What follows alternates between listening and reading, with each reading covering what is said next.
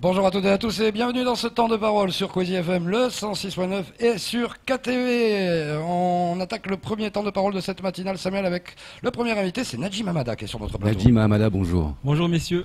Conseiller municipal de Mamoudzou, ex-bâtonnier, avocat, candidat au sénatorial, malheureux mais avec un excellent score tout de même, faut-il le rappeler. Aujourd'hui, les élections législatives sont annulées et dès qu'elles ont été annulées, sur les réseaux sociaux se sont enflammés et vous ont quasiment porté comme un candidat potentiel. Ma question est donc, êtes-vous candidat aux élections législatives? Et ma réponse est très claire, non, je ne suis pas candidat aux élections législatives pour diverses raisons que je peux exprimer ici si vous voulez. Effectivement, il y a un certain nombre de personnes et de personnalités qui sont venues me voir me demandant d'être candidat, mais moi en politique je connais deux choses, c'est-à-dire c'est la conviction et la loyauté. La conviction sur les choses que je peux porter, les idées. D'ailleurs, si vous le savez ou pas, j'ai eu des points de vue que j'ai exprimés sur vos plateaux qui m'ont porté préjudice. Tout à fait. Puisque quand je suis allé, par exemple, aux Comores, j'ai eu des menaces. J'ai eu des menaces sur les réseaux sociaux par rapport à des positions que j'ai pu tenir ici. Et puis, mais je confirme mes idées, je les réaffirmerai au besoin. Et la loyauté vis-à-vis de mon parti. Mon parti qui a investi un candidat aux élections législatives en janvier d'il y a un an. Très tard. Comment? Très tard. Très tard. Et ce candidat-là doit être porté par mon parti et par loyauté pour mon parti. J'estime que c'est Daniel Zaidani qui devrait être candidat aux élections législatives. Par loyauté à votre parti, mais aussi par loyauté à Daniel Zaidani, j'imagine. Absolument, c'est un ami. Au-delà de ça, c'est quelqu'un qui a les compétences pour pouvoir faire le job. Aujourd'hui, on constate quoi? On a deux parlementaires, si je puis dire, sénateurs qui sont dans le gouvernement et ils sont assez taisants. Et on dirait que c'est celui qui est dans l'opposition, qui est Mansour Kamardine, qui fait le job. Donc on a besoin de quelqu'un qui puisse porter la voix de Mayotte sans trembler. Et j'estime que notre candidat, qui ne pourrait être que celui-là, devrait être porté par le parti. Alors donc là, je pense qu'on a bien compris votre position. Par contre, on a reçu la semaine dernière le président du MDM. La légitimité du candidat de l'an dernier, c'est pas sa position à lui. Moi, je remettrais plus la légitimité du président. Excusez-moi du peu. Quand on a des lettres d'un certain nombre de militants qui lui demandent de démissionner parce que aujourd'hui le parti est mal géré, quand on a un certain nombre de cadres du parti qui lui demandent de rééquilibrer les choses et d'écouter les candidats, d'écouter les cadres, mais qu'il en fait qu'à sa tête, quand on a un parti qui est dirigé par une seule personne, aujourd'hui il n'y a pas de bureau, demandez-lui d'amener un bureau ici. Il n'y en a pas. On a un comité directeur qui va prendre des décisions. En tout et pour tout, depuis le mois de janvier de 2017 jusqu'à aujourd'hui, je crois que le parti s'est réuni 3 ou 4 fois. Vous pensez que c'est digne d'un grand parti comme le MDM qu'on ne puisse pas se réunir pour se dire les choses? On n'a même pas fait le bilan des élections sénatoriales. On n'a pas fait le bilan de ces élections pour savoir ce qui a marché, ce qui n'a pas marché. Aujourd'hui, on nous dit qu'on remet en cause la légitimité d'un candidat. On est à 1 mois ou 2 mois avant que vraiment on rentre dans le flot des choses. Et on veut organiser des primaires. C'est tuer un candidat que de faire ça. Alors que les autres sont en pleine campagne, en pleine négociation avec les autres partis, avec les autres candidats. Nous, on est là en train de chipoter encore pour savoir si on fait des primaires. Ça a été fait. C'est mortifère de faire des primaires. Ouais, c'est sûr que les résultats que ça a donné l'an dernier, les primaires... Il y a quelques partis qui en ont souffert, oui, comme les Républicains ou le Parti Socialiste, pour ne citer que cela. Est-ce que il y a une réunion qui se tiendra samedi pour l'investiture d'un candidat ou d'une candidate? Est-ce que vous serez présent? Là, c'est aussi une autre question. Visiblement, je ne fais pas partie de ce parti, puisque je ne reçois aucune convocation. J'ai bien dit aucune convocation du président ou de son secrétaire, mais je ne sais pas c'est qui son secrétaire actuel, par rapport aux réunions. On entend ici et là qu'il y a des réunions qui peuvent s'organiser, mais jamais je suis invité, puisque j'ai une position claire par rapport au président et je l'assume. Et là encore, il va venir répondre, mais moi je ne vais pas rentrer dans ce jeu. Je me suis tu pendant pratiquement 6 mois. Pendant 3 mois. Depuis le mois de septembre, après les élections, je me suis tu. J'ai rien dit par rapport à cette manière de gouverner. Mais là, quand j'entends qu'on a des élections qui sont annulées, et qu'on va réorganiser de nouvelles élections, ou qu'on a potentiellement un candidat, et qu'on fait tout pour l'achever, parce qu'on l'a tué une première fois, là on veut l'achever, et l'enterrer vraiment pour être certain, je me devais de prendre la parole. Le MDM, on adhère ou on n'adhère pas, mais il fait partie à Mayotte de notre patrimoine politique, de notre patrimoine historique, véritablement. Je crois que même si on n'est pas adhérent, on y tient à ce parti. Est-ce qu'il est malade aujourd'hui? Comment se porte-t-il à vous écouter? Ça va pas bien du tout. Ben non, ça va pas bien du tout. On perd pratiquement toutes les élections. On n'a plus de maire, on en a 2 ou 1,5. On a quelques conseillers départementaux. On a perdu la présidence du conseil départemental. On a un sénateur. Mais le sénateur Hassan Abdallah n'a pas été élu grâce à la vigueur de notre parti. Il a été élu grâce à ce soutien de la mairie de Mamoudzou et de syndicat des eaux. Mais c'est pas le parti MDM qui a fait gagner, enfin en tout cas c'est pas le bureau et le président qui a fait gagner Hassan Abdallah. Donc le parti est vraiment malade et il doit être refondé. On doit discuter. Le problème c'est qu'on refuse la discussion. On impose les choses et on doit s'y soumettre. Malheureusement, moi je m'y soumets pas. Moi j'ai mes convictions et je les affirme et je les exprime de nouveau ici. Alors je vous repose la question que je vous ai posée tout à l'heure. Est-ce que vous serez présent samedi, même si vous n'avez pas été convoqué? Si je serai présent, ben, je serai sans doute présent parce que il va falloir quand même aller dire les choses, même si d'autres personnes le disent en assemblée, il va falloir quand même aller dire les choses au cours de cette réunion et observer ce qui va être dit et fait par le président. Comment peut-on expliquer qu'une personne, un président, que nous avons eu au téléphone, annonce qu'il va y avoir des primaires sans consulter la base et voire même le candidat investi. On verra ça avec Daniel Zaidani tout à l'heure, mais bon, il n'était pas forcément averti. Comment est-ce qu'on peut l'expliquer? C'est le Politburo ou MDM aujourd'hui? Lui, il évoquait la démocratie. Hein. Oui, non, mais en effet, c'est par souci de démocratie, mais en même temps, c'est une décision qui est unilatérale. Je crois qu'il y a certaines personnes qui confondent autorité et autoritarisme, tout simplement. C'est une réponse simple et courte. C'est une réalité. C'est une réalité, c'est que on se cache derrière une pseudo-démocratie pour imposer des choses.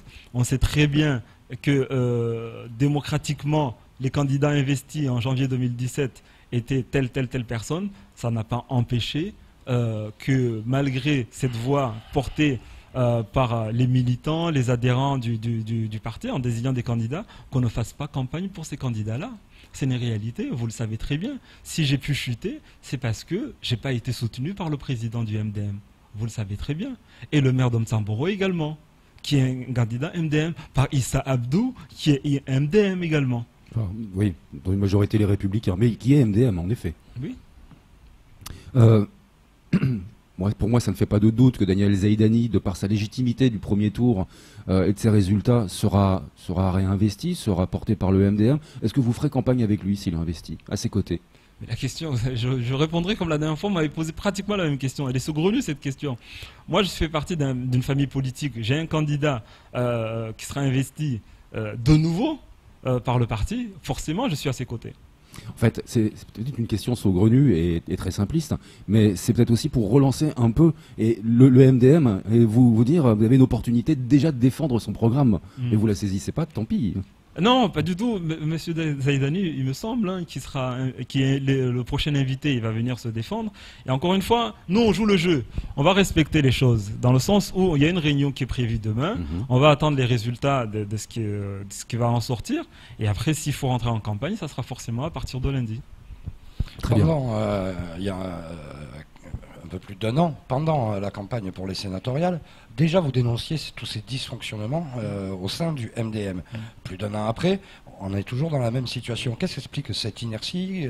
Pourquoi ça ne change pas? Je ne veux pas être, polémiquer tout le temps sur la gouvernance du MDM. Je l'ai dit et ça m'a porté préjudice, mais pour autant j'assume. Aujourd'hui, il y a un vrai souci. Vous le constatez vous-même. Sauf si je suis fou, on ne peut pas organiser des primaires la veille d'une élection aussi cruciale que celle-ci. On ne peut pas. En plus, il y a qu'un mois et demi de campagne. Comment? Il y a qu'un mois et demi de campagne. Non, il y a même moins que ça. Dans la campagne officielle, il y aura à peine 3 semaines. Ouais. Il y aura à peine 3 semaines. J'avais une question qui vient juste de me quitter. Oui, alors, vous, en tant que pas légiste, mais juriste, pardon, qu'avez-vous pensé de cette décision du Conseil constitutionnel pour d'annuler l'élection dans son entier? Le Conseil constitutionnel avait plusieurs possibilités, elle a choisi celle-ci. Peut-être, ça voulait dire entre les lignes que depuis le premier tour, il y a eu des choses qui sont mal passées et que finalement, il fallait redonner la chance à tous les candidats qui étaient là depuis le premier tour, qui ont été éliminés dès le premier tour parce qu'il y a eu peut-être, encore une fois, il y a une procédure judiciaire qui est en cours par rapport à ça pour déterminer s'il y a eu fraude et de par qui et pourquoi et dans l'intérêt de qui. Donc je me réserverai vraiment, je me montrerai très réservé par rapport à ça, puisque je ne vais pas commenter une instruction qui est en cours. Bien évidemment. Ouais, alors pour le coup, puisqu'on refait l'élection dans son entier, moi, alors, ça m'étonne toujours un peu, mais on a même des gens qui vont être candidats, qui ne l'étaient pas l'an dernier. Que se passerait-il si la personne investie par le MDM était un troisième larron? Vous me soutiendrez aussi si c'est pas Zaïdani. Ah, si c'est un autre candidat. Moi, je soutiendrai le candidat de mon parti. Qui que ce soit. Je soutiendrai le candidat de mon parti. Il me semble nécessaire qu'un grand parti comme le MDM puisse avoir un candidat. Après, je peux avoir des affinités par rapport à tel ou tel candidat, mais peu importe le candidat au final, si c'est un candidat investi par mon parti, je m'investirai pour ce candidat. D'accord. Ça, pour vous, ça serait pas un motif de quitter le parti? Non. D'accord. Même si c'est une injustice flagrante, selon vous? Ça serait forcément une injustice, mais que voulez-vous faire? On respecte la décision du groupe. S'il y a tout un groupe qui décide c'est Samuel Baucher, mais ça sera Samuel Baucher. Parlez pas de malheur. Je sais pas non plus. Vaut mieux pas, non. Alors là, non, moi Alors, on va se projeter. Il nous reste 3 minutes. On va se projeter. Daniel Zaïdani est investi demain. Il reconduit dans son investiture, j'ai envie de dire, plutôt, ce sera plus juste. Il fait campagne. A-t-il ses chances, selon vous? Comment voyez-vous l'issue du scrutin? L'issue du scrutin, je peux pas, franchement, j'ai pas une boule magique pour savoir. Mais si. Vous avez bien un sentiment. Le sentiment, c'est qu'on peut gagner ces élections. Le sentiment est le suivant, c'est qu'on peut gagner ces élections. On a de fortes chances de gagner ces élections si, encore une fois, la condition sine qua non, elle est très très simple. Si on a le parti qui est en ordre de bataille derrière le candidat du MDM. Si le candidat il est tout seul avec son staff, et effectivement on va perdre ces élections. Ouais, il ne faut pas commettre la même erreur que l'an dernier. Absolument. Il y avait un soutien accordé à Emmanuel Macron lors des élections présidentielles, inconditionnel du MDM, c'était dès la première heure. Est-ce que le candidat du MDM, s'il était élu, et quel qu'il soit, le 25 mars prochain, se retrouvera plus dans une majorité La République En Marche que dans un autre groupe? Là, c'est une décision qui va appartenir et au parti et au candidat. Moi, je ne peux pas m'exprimer sur ce point-là pour savoir s'il va intégrer le gouvernement, la majorité présidentielle. Mais il me semble pour que la voix de Mayotte soit portée, soit entendue, que le projet de Mayotte puisse avancer, effectivement, il faut intégrer la majorité présidentielle. C'est important pour la campagne, j'ai envie de dire, que les gens sachent où se positionnera. Ça, alors là, c'est une position vraiment personnelle. C'est mon intime conviction, mais ça appartient encore une fois au candidat et au parti de décider. En tout cas, ça paraît très naturel, j'ai envie de dire. Oui. Et pas un coup de politique. Normalement, on a soutenu un président, on a soutenu un candidat à la présidence. Ce candidat est devenu président. On devrait aller renforcer sa majorité. Ouais. Et puis pour conclure, parlons un peu de vous. L'avenir politique de Najim Hamada, c'est quoi? Vous vous revoyez au sénatorial? Vous voulez persévérer dans la politique? Vous avez déjà des responsabilités communales? Oui, mon actualité, c'est plutôt retrouver ma famille que j'ai quittée pendant 2 ans de campagne et puis reconstruire tout ça. Mais je ne quitte absolument pas la politique. Je vous ai dit, j'ai des convictions et je compte à les défendre. On a les élections législatives à préparer et dans même pas 1 an et demi, on a les élections municipales à préparer et également. Donc c'est ça l'actualité. Mais moi, je ne cours pas après les mandats. C'est pour ça, quand vous me posez la question si je suis candidat aux législatives, j'aurais pu, puisque vous voyez, il y a un certain engouement derrière tout ça. Non, je cours pas après les mandats politiques. J'ai des convictions. Si j'ai un candidat de mon parti, oui, un élu de mon parti qui puisse adhérer et porter mes idées, ça me va très bien. Ça me va très bien. Je ne cours pas après les mandats. Juste une dernière petite question, si vous me permettez, très rapide sur la mairie de Mamoudzou. Ça se passe plutôt bien, la mairie de Mamoudzou, mais pour que ça fonctionne bien, il faut une bonne majorité, mais il faut aussi une bonne opposition. Et apparemment, vous travaillez plutôt bien avec la majorité. Jusqu'ici, on s'entend bien avec la majorité, c'est-à-dire que la voix de l'opposition est entendue. Quand on a des rapports qui ne vont pas, on le dit, et le maire, il faut lui rendre hommage pour ça, il peut le retirer. et il peut l'amender en fonction de ce que peut dire l'opposition. Donc ça se passe très bien. Mais je rebondis, on a juste 30 secondes pour revenir sur les législatives. On a un candidat qui est Bakar Ali Bhotto, qui est quelqu'un de très bien, qui est formidable, mais qui devrait rester à la mairie parce que il a dit lui-même qu'il devrait se consacrer à ce mandat. Je ne vois pas pourquoi aujourd'hui, avec les 10 000 casquettes qu'il a, il est vice-président de ceci, vice-président de cela, il est adjoint au maire, il a sa profession, et venir encore dans cette élection alors que, je peux le dire ici sans le diffamer, il l'a dit au cours d'une réunion qu'il ne se présenterait pas il y a même pas quelques semaines. Et aujourd'hui, quand la décision est tombée, finalement, il est candidat. Il a dit sur ce plateau, parce que le poste d'attaché parlementaire de Hassan Abdallah lui avait été proposé, il avait dit que non, il ne pouvait pas se partager en deux et qu'il voulait se consacrer à son mandat de premier adjoint. Vous mettez vous abondez dans mon sens. Ouais. Merci beaucoup d'être venu vous exprimer sur ce plateau et d'avoir fait des prouesses pour être présent ce matin.